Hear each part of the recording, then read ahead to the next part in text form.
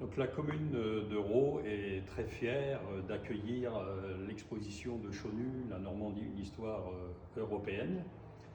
Donc un grand merci à Stéphanie Yoncourtin, habitante de notre commune, d'avoir eu cette initiative pour tous les Normands.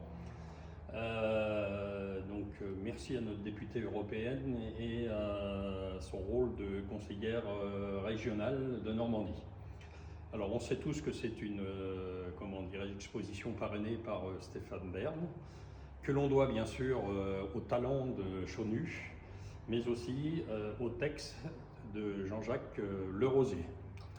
J'en ai choisi 5, c'est peut-être beaucoup, mais je ne pouvais pas professionnellement, ayant travaillé dans le camembert et la laiterie, ne pas évoquer celui de Marie Harel.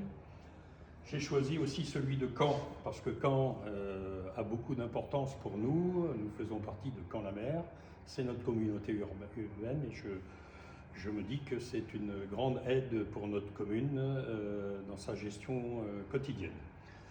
J'ai choisi aussi le Mont-Saint-Michel, parce qu'au travers de ce dessin qui est un peu celui retenu pour l'exposition, on a bien sûr la petite bagarre entre les Bretons et les Normands, mais au-delà de nos petits domaines, je crois qu'il est important que tout le monde comprenne qu'on fasse partie de l'Europe, et j'ai envie de dire pourquoi pas du monde, et que c'est une leçon de ne pas se recroqueviller.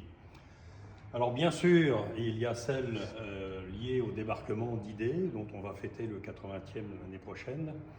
Mais derrière cela, et derrière les combats et les Anglais du 46e Royal Marine Commando et les vétérans canadiens qui se sont battus à Rault et ont eu beaucoup de morts, c'est aussi les belles histoires de nos 3 habitantes qui se sont mariées avec des vétérans canadiens. Et les liens sont importants avec les familles là-bas au Canada. Et puis, je ne peux pas terminer sans évoquer ce qui se passe à l'est de l'Europe, l'Ukraine.